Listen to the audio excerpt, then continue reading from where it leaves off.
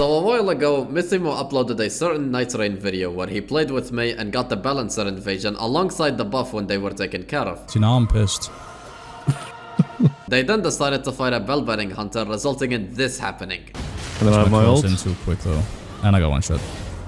Oh, wait, he's hitting me. Wait, what? What?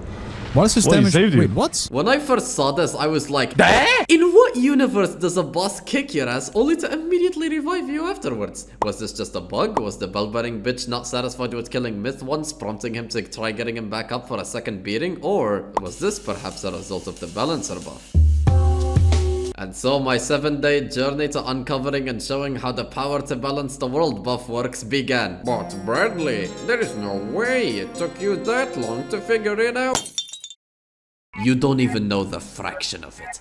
I was in search of a single answer, but what I found was a mountain of questions instead. Mysteries which begged to be solved. The self-inflicted pain, the failed attempts, the numerous experiments. Everything. You don't even know a fraction of my suffering. Which is the real reason why I'm making this video, baby. Now come suffer with me.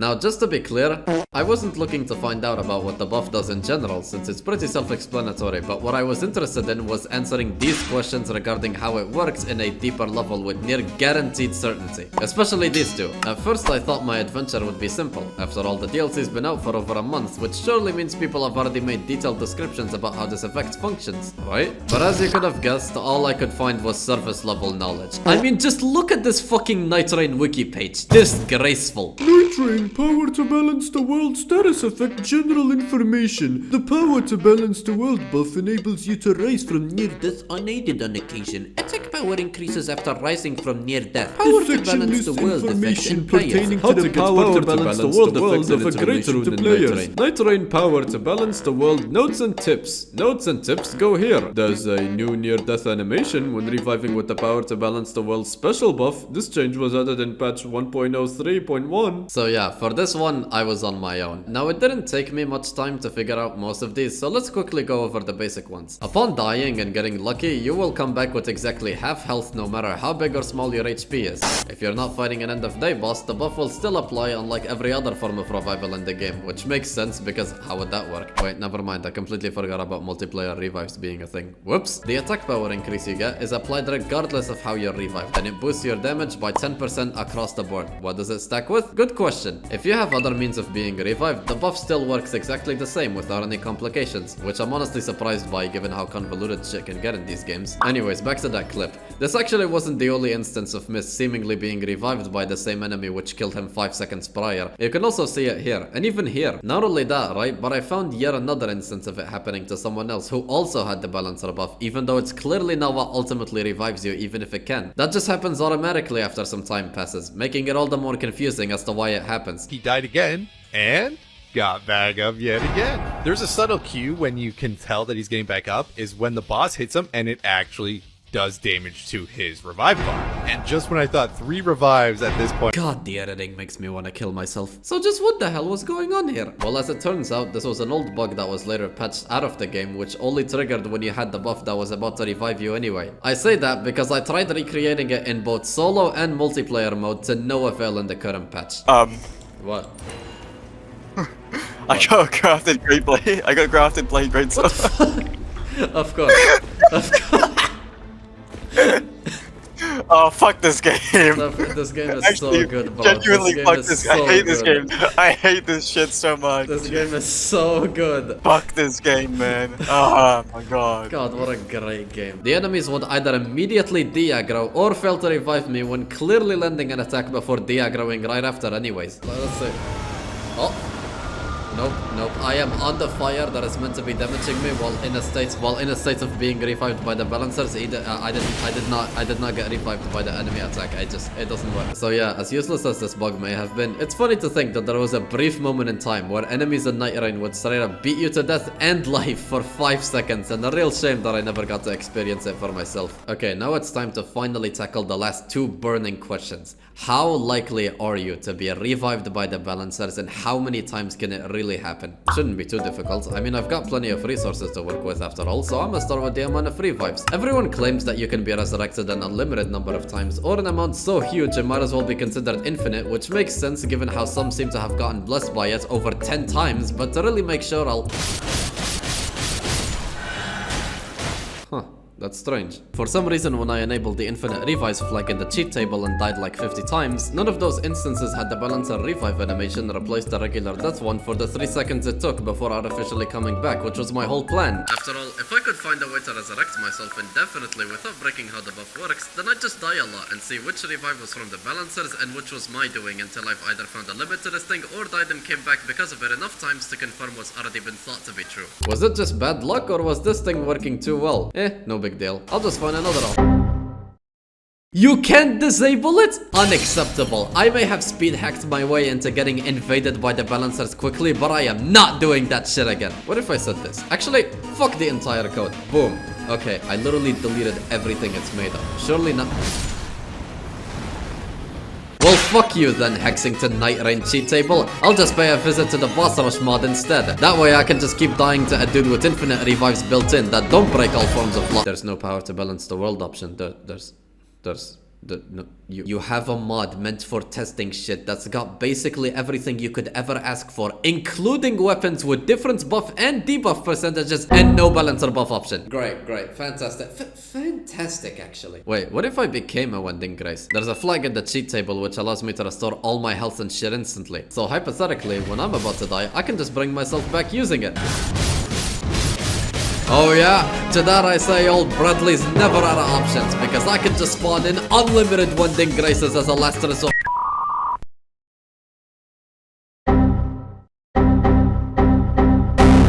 This is not normal. In fact, this is beyond any form of reason. How have all of the things I did amount to nothing? Something should have worked at this point. Is some primordial force desperately doing everything in its power to indirectly stop me? No. I know what this is. It's one of those moments in life where no matter what you do, the whole universe is against you. And to that I say, nobody is stopping me from discovering the truth. There's still one last resort I have within this fraudulent cheat table. For real this time. I'll just enable the flag which allows you to use any consumable item indefinitely. So surely that applies to Wending Graces too, right? I mean, it's also a consumable, so I don't see why...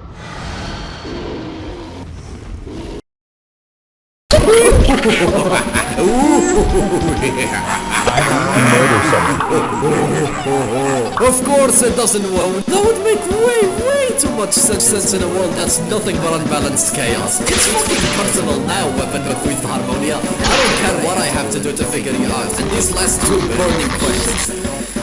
You think you can reduce me to nothing but ashes from the madness? I am the man who spent a year of his life convincing an Italian streamer to do a third license company stream.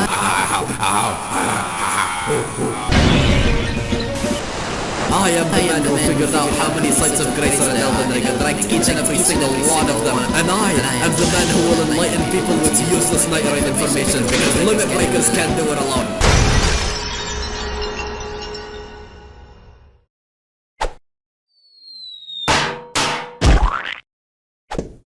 Breaking news! Local idiot goes insane over a Nightreign mechanic and explodes. In other news, news reporter has been sued for copying hit game Undertale. Wait, hold on. What the hell am I supposed to do now? I tried it all. Looking for mods that gave you infinite Wending Graces didn't work. Waiting for a boss rush or Hexington cheat table mod update didn't work. Using Smithbox with no experience didn't work. Asking Clanky didn't work. Asking Reddit didn't work. Hoping I got enough lucky balancer revives in a row didn't work. Quintuple checking YouTube for any useful information didn't work. Crying myself to sleep didn't work. This could only mean one thing. Some kind of conspiracy is afoot. But how deep does this rabbit hole go?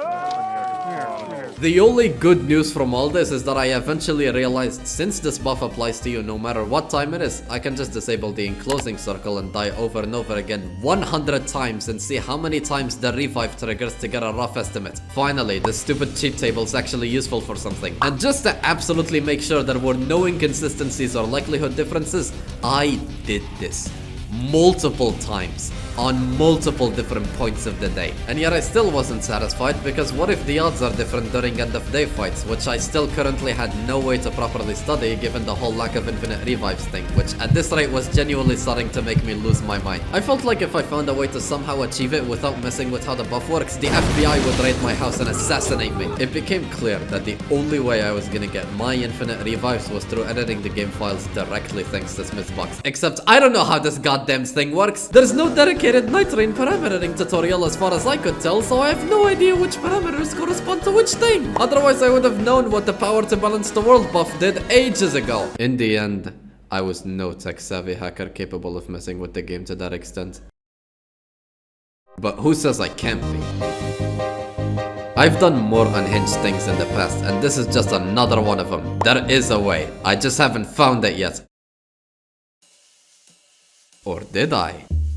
After enough digging through every Nexus mod page for Nightreign, I found 2 users talking about how to edit merchant params using Smithbox, and that was when I found the IDs corresponding to the merchant parameters thanks to Forget 909's never-ending generosity, kindness, and knowledge stored in their titanic brain. I then started looking through the shop lineup param, which had everything merchant related stored within it. Information I learned thanks to another nice soul unknowingly helping out more than one person known as Iagosk. First I selected ID 3000 just like in the reply, which corresponded to a shop item I wasn't interested in before scrolling up and down until I found it. The ID responsible for the single Winding Grace sold by the merchant in solo mode. And after messing around with a couple numbers and values, the merchants finally sold infinite Winding Graces that last forever. Out of sheer joy and happiness, I bought a whole inventory's worth, despite knowing that each one was actually 999 Winding Graces, meaning there was no way I'd run out. So after another 3 cycles of dying and coming back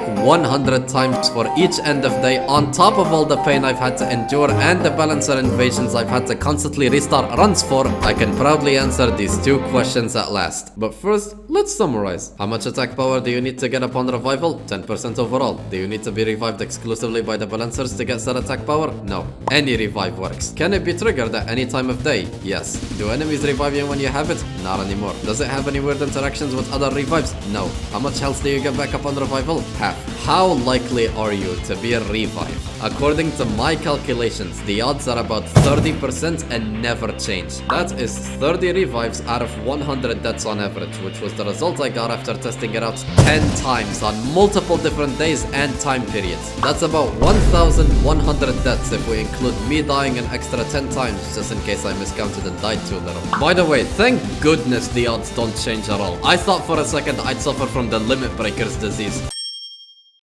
What's that, I hear you say? Are the odds any different in multiplayer mode? Good question. How many times can you be revived? As expected, it's basically infinite, meaning you could technically play like complete garbage in the run and win anyways if you're lucky enough.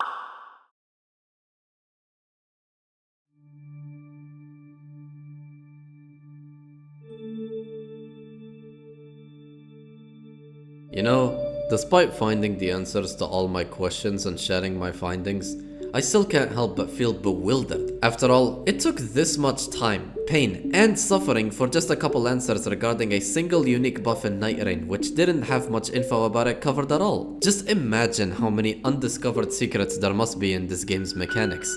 Secrets we may never find. Yeah, right. No shit, we can't find every secret. People are too busy having an actual life to do that anyway. Unlike me, who seriously needs to stop this habit of wasting too much time on bullshit. You know, I'm gonna go outside and bathe in the sun while petting my cats again. I think I deserve and need it.